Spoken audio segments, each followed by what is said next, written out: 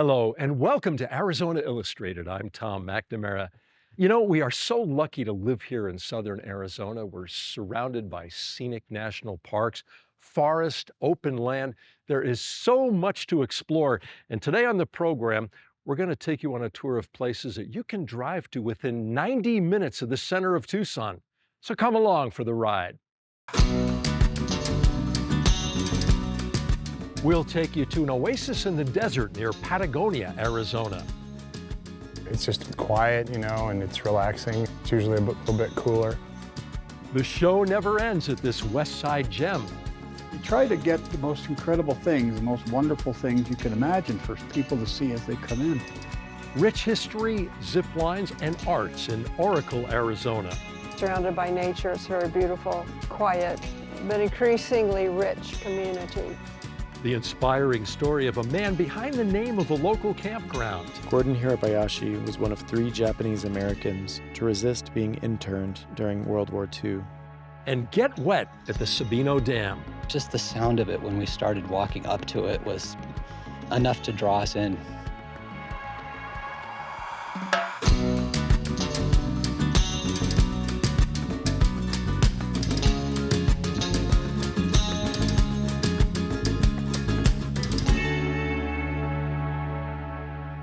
People who want a dependable source of water to cool off in southern Arizona don't have to travel to Mexico or to another state.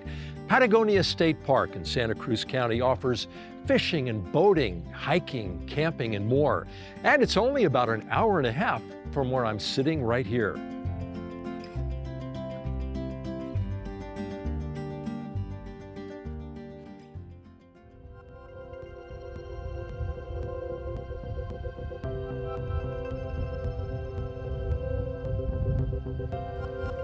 My name's Chris Conieris, and I'm here to have a fun day kayaking on the lake.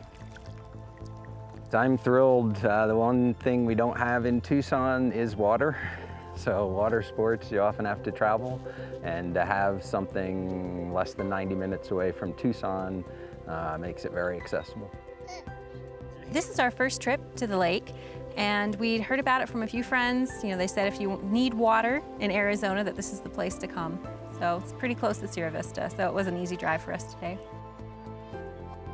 I love it. I'm actually really surprised. The pictures online don't do this place justice. It's very pretty. The slope from the hill down to the lake makes it very easy for us to sit up here as parents and enjoy the shade while the kids can go crazy in the water, and it feels very safe. They're not too far. I've got a good view of everything around me, good view of the beach. It's very well set up.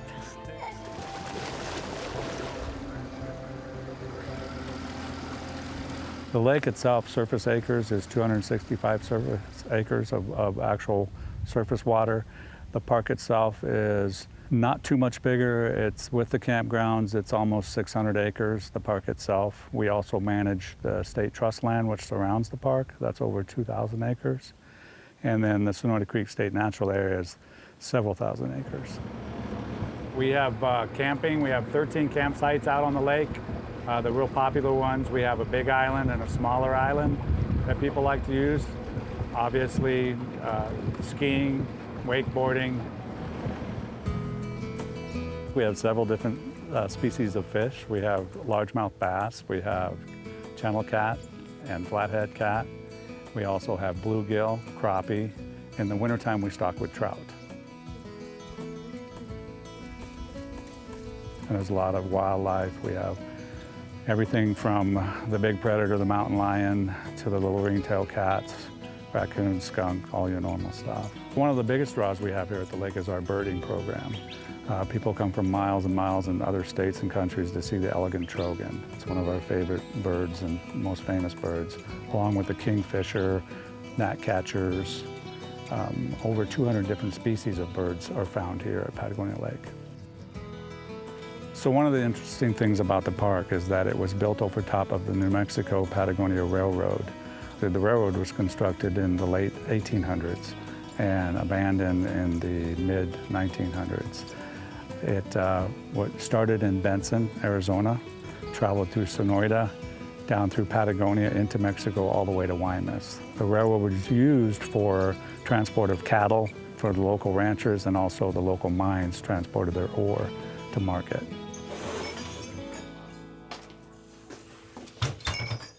I'm a Bob Ruggiero, and my family's had the ranch about 100 years, and I've lived here about 40 years full-time now.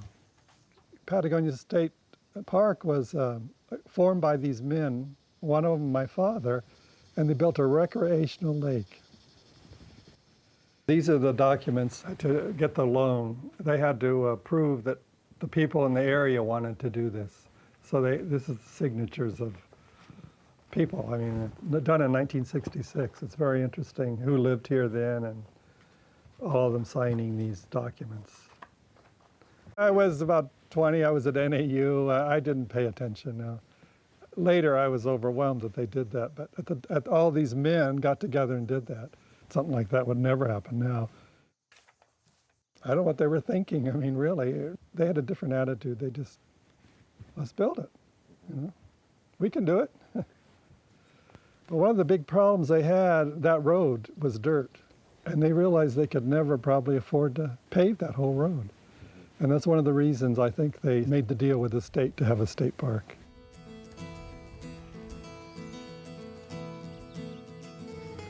I got this little boat a few months ago, and it's quiet, you know, and it's relaxing, and you know, it's close to Tucson. It's not that far away, and it's definitely a totally different climate. It's usually a little bit cooler. It's fun, place to escape for a while and feel like you're maybe not in a desert. Southern Arizona hosts the world's largest gem and mineral show each February, but there's a store west of the Tucson mountains that keeps the tradition going 365 days a year. Tucson Mineral and Gem World has been selling delightful oddities for 60 years and counting, even during the hottest time of the year and on holidays.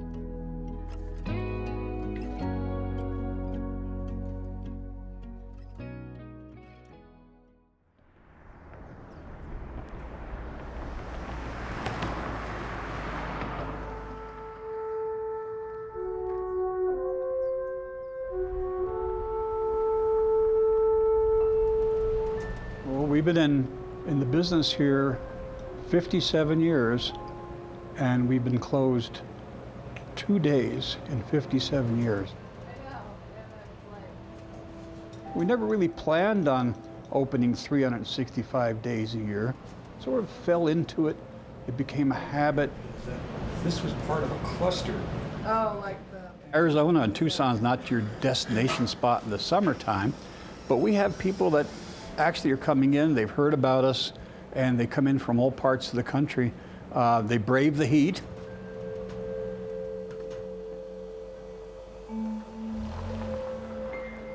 My dad started this in the 1960s.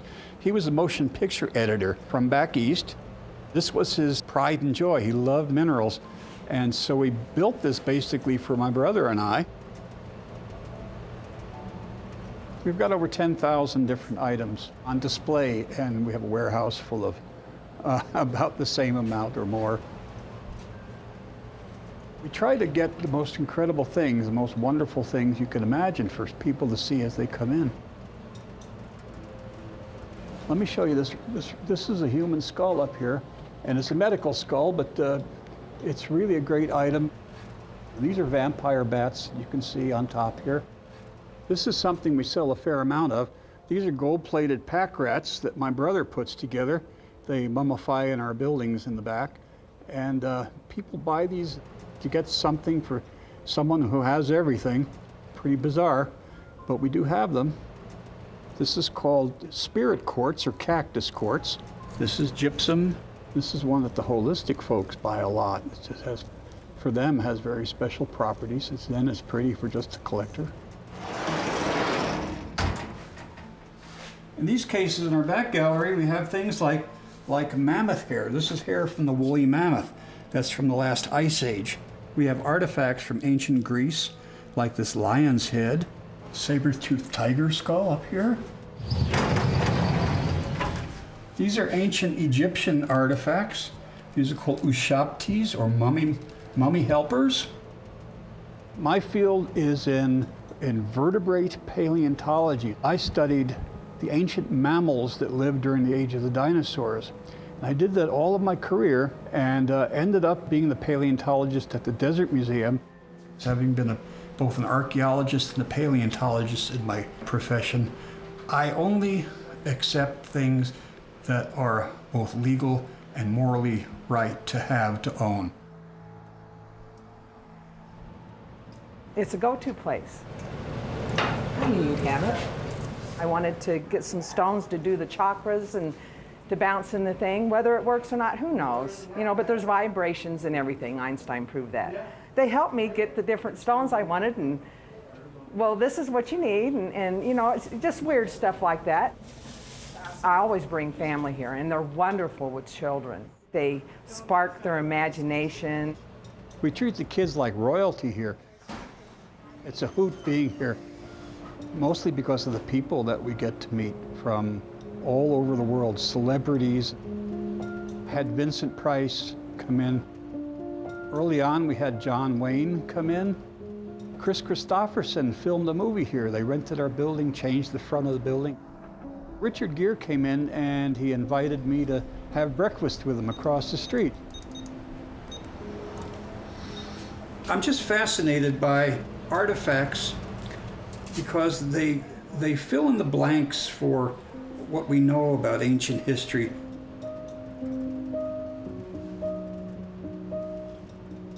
These are the threads in the fabric of time. Sometimes if you hold these, you can actually feel like you're pulled back into ancient times. What was it like? Who was he? What did he see? This is part of his world, and now it's part of my world. Thank you. Thank you. And passing it along will become part of somebody else's world.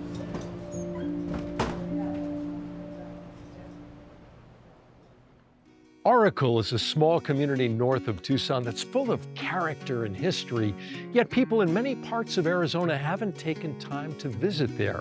It's known for its artists, for Arizona's longest zipline eco tour, its active historical society, and a growing number of restaurants and other attractions.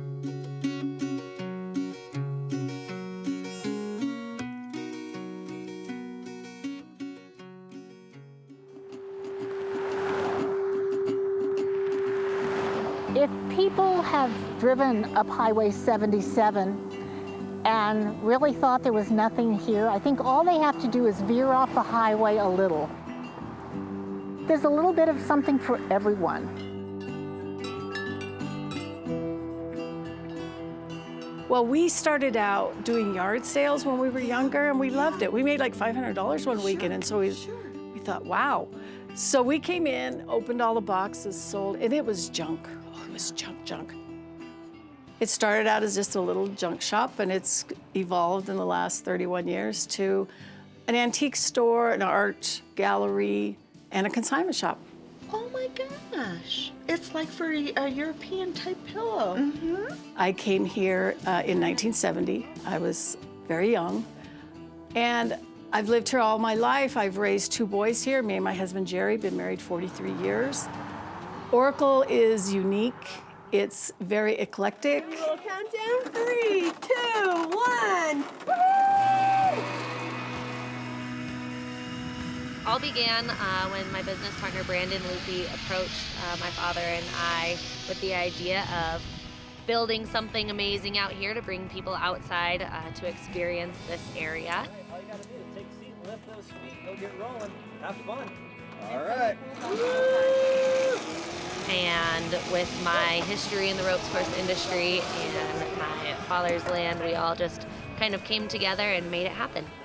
Kind of exciting, exhilarating. It was fun. It was definitely an adventure.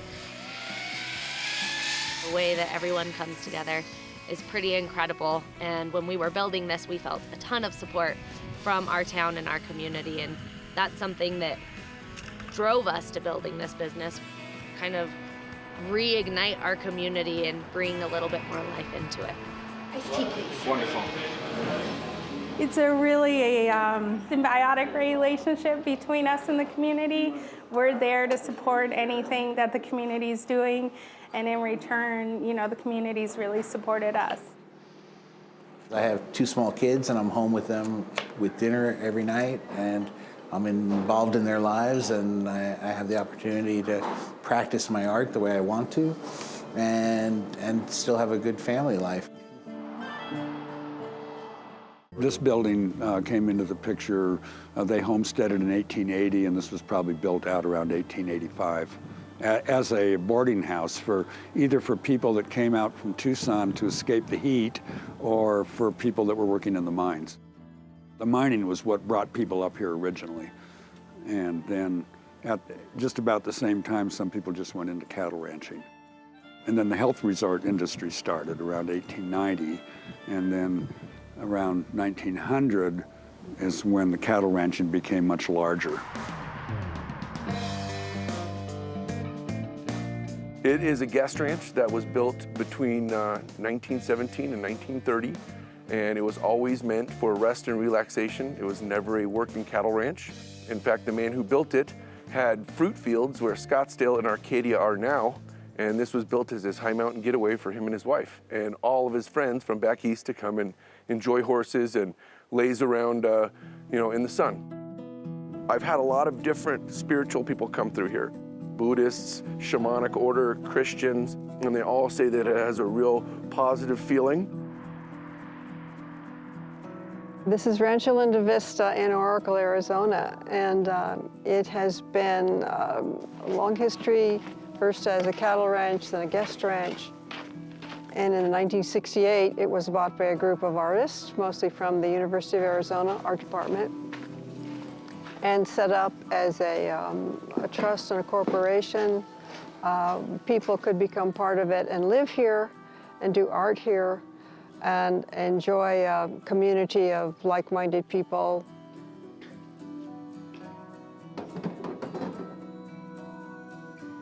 We can see the back of Mount Lemmon from here, and we can judge the snow by the ski slope. We can see it from here. So we feel very surrounded by nature. It's very beautiful, quiet, but increasingly rich community. I think the biggest draw for me, being an Arizona native, is that it rarely gets above 100 degrees. You know, at 4,700 feet, 37 miles away from where I grew up in Tucson, you know, I can invite my family to get up and out of that heat and come here on the backside of the Santa Catalinas and almost be a world away.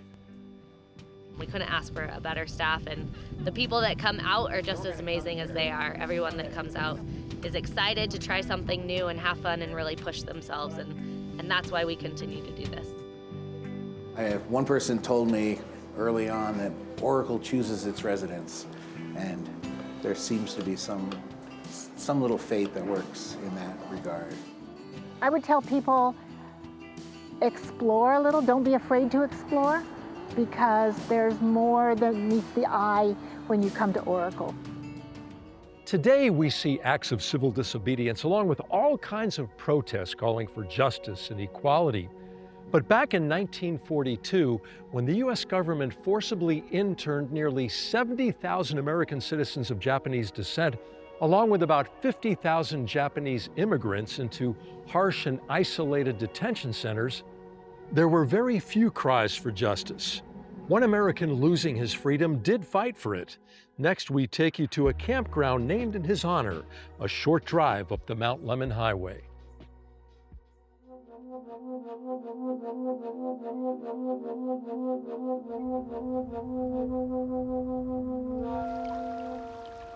Driving up the Mount Lemmon Highway, just outside of Tucson, I had seen the sign that reads Gordon Hirabayashi several times. It always piqued my curiosity, and I finally looked up the name. I learned there was a prison camp on that spot, and how Gordon Hirabayashi's story intersected with that prison.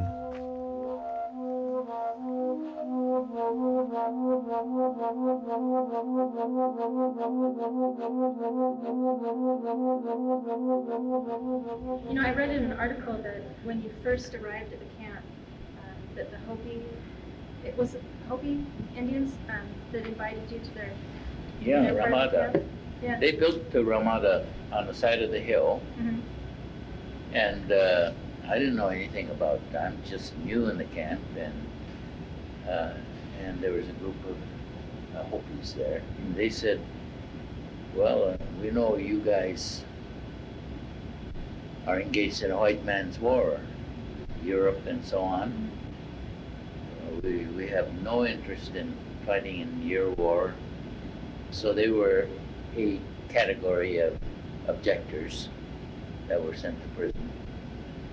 At any rate, they took a real warm interest, gave me a hair wash with soap weeds. They brewed some tea and gave it to me, and just treated me like a brother. When the Japanese attacked Pearl Harbor, our west coast became a potential combat zone.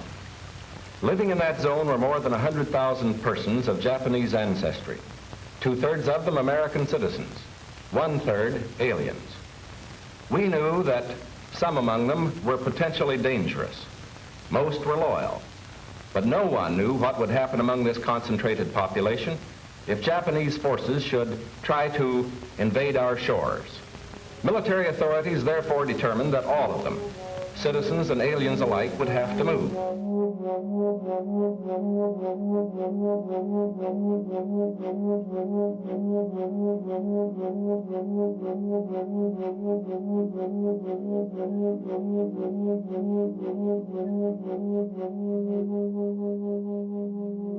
They expected injustice and discrimination one way or another. So when this order came, there was another thing that they had to cope with. You know, even though they felt it was totally unnecessary and totally wrong and it's a discrimination, it wasn't their first line thought to, you know, I'm going to confront this, battle it. You ever review the story of Columbus? Columbus and his men came ashore. Dark-skinned people hovered around with curiosity and later brought them food and so on. Columbus discovered America because they weren't humans that counted. And so they're ignored. And this viewpoint sort of psychologically continues. Gordon Hirabayashi was one of 3 Japanese Americans to resist being interned during World War II. He lost his 1943 Supreme Court case, Hirabayashi versus the United States, and was sent to that prison camp on Mount Lemmon.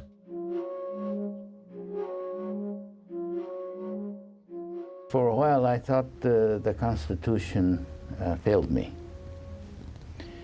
Then it occurred to me that it wasn't necessarily the Constitution that failed me, it was the people who were placed in the responsibility of upholding the Constitution.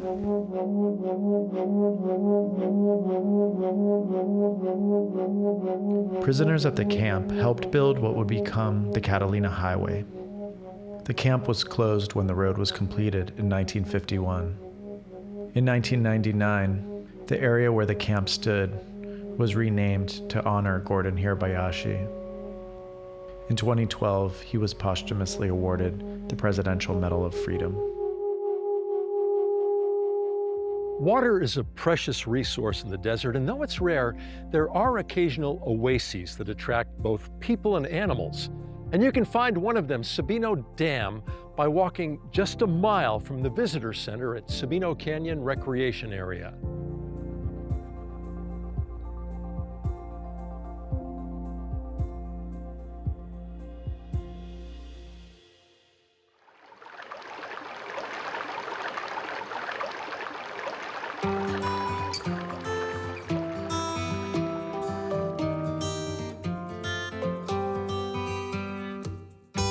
I come to Sabino Canyon area because it's just one of the nicest places, I think, in the United States. I was visiting Tucson since the late 80s, where I have an aunt who's passed away, but I would come every winter, and she lived just about a mile from here.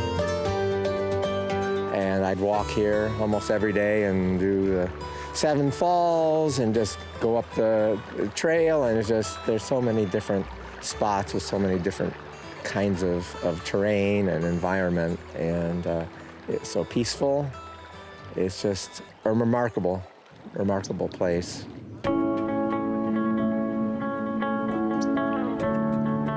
We live in Las Cruces, New Mexico, and we love Tucson because it's a beautiful area. So we're always trying to explore and find new places in Tucson. And then we discovered the trail. It said to go out to the dam, and here we are, and it is spectacular.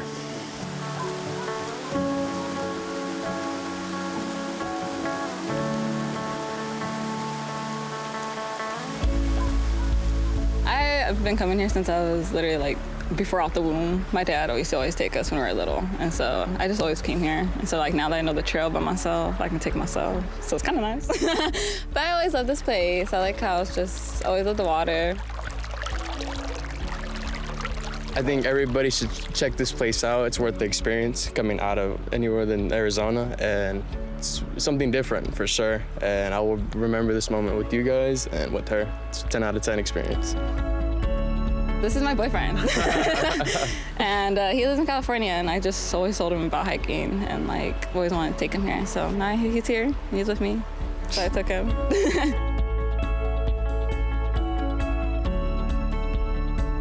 It's a lot of stuff, a lot of trails to go to, a lot of people, always in a good mood, and just a lot of stuff to like look at and everything. It's a really good experience. Pretty cool, something we don't have out there, and it's really different. We do have the Rio Grande, but I'm sorry to say that it spends a large portion of the year actually dry. So we're south of where the control of the water flow is up in northern New Mexico, so we don't really get a lot of water down there. So this is a great pleasure to see this flowing water. It was just the sound of it when we started walking up to it was enough to draw us in. It's just such a unique environment, and the Sonoran Desert is just so beautiful. There's something so powerful about the saguaro cactus that you just don't see anywhere else. In the Midwest or something, you got lots of trees and you can't see the distances. Here, it's just, you can just see forever. Birds and of course the many different species of cactus. And the people are very friendly here too, I should mention that. I've never met unfriendly people here, so another reason I keep coming back.